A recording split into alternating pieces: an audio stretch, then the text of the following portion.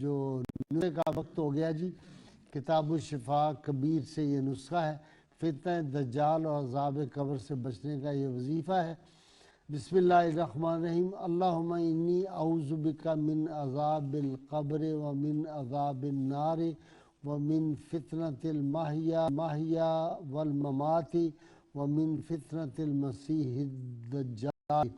یہ وہ دعا ہے جو رحمت کونین صلی اللہ علیہ وسلم پڑھا کرتے تھے. اس دعا کو 3 مرتبہ صبح 3 مرتبہ شام اول آخر درود شریف کے ساتھ پڑھیں. انشاءاللہ تعالی یہ فتنوں سے محفوظ رہیں گے. اللہ کی ان سے دعا ہے اللہ تعالی ہمیں رحمت کونین صلی اللہ علیہ وسلم کی غیر مشروط محبت. چاہ رہا ہوں ذرا جی آپ بات اپنی مکمل کرنا چاہ رہے تھے، فوری کر لیں. میں صرف ایک جملہ کہنا چاہ رہا تھا کہ فتنہ دجال جو ہے اس کی جتنی بھی نشانیاں ہیں اس میں اتنی حیران کن مماثلت ہے کہ ایسے لگتا ہے کہ جیسے احادیث میں بیان کیا گیا وہی مضمون اٹھا کے انجیل متی میں بیان کیا گیا. ٹھیک ہے، یہ چیزیں وہاں بھی ملتی ہیں. بالکل گویا اس کا مطلب یہ ہے کہ رسول اللہ صلی اللہ علیہ وسلم کے فرمانوں کی جو ہے تصدیق وہ بائبل سے بھی ہو رہی ہے. جی حضرت 2 سال اکٹھے رہیں گے. بالکل امام مہدی اور حضرت عیسیٰ علیہ السلام.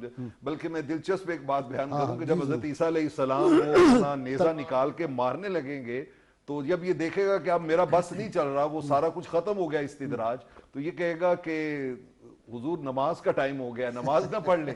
تو آپ فرمائیں گے کہ تم تو خدا تھے، تو خدا تو نماز نہیں پڑھتا، تم کہاں سے نماز پڑھنے کے لیے بات کر رہے ہو. تو پھر آپ جو ہے اسے واصل جہنم کریں گے. اور اس کے بعد پھر زمین پہ وہ خوشحالی آئے گی کہ کوئی ایک شخص بھی جو ہے وہ کافر نہیں بچے گا، سارے کے سارے جو ہیں وہ اسلام کے سائے میں آ جائیں گے.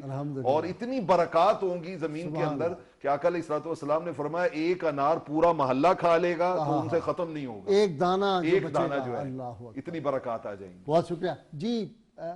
دجال سے بچنے کے لیے جی ہم نے دعا بھی عرض کر دی اور سورہ کاف کی تلاوت جو ہے اس کا بھی اپنا معمول بنانے یا اس کی چند آیات ضرور روز تلاوت کریں.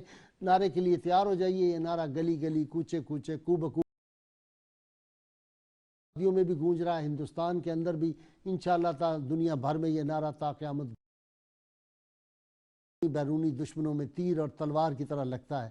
اور ہم اس سرزمین کے فرزند ہیں، غیرت مند ماؤں کی اولاد ہیں. ہم یہ نعرہ لگاتے رہیں گے، ہر حال میں لگائیں گے، زوردار لگائیں گے. میرے تینوں مہمان ناظرین سامی مل کے تیار ہو جی نعرے کے لیے. پاکستان کا مطلب کیا؟ لا الہ الا اللہ محمد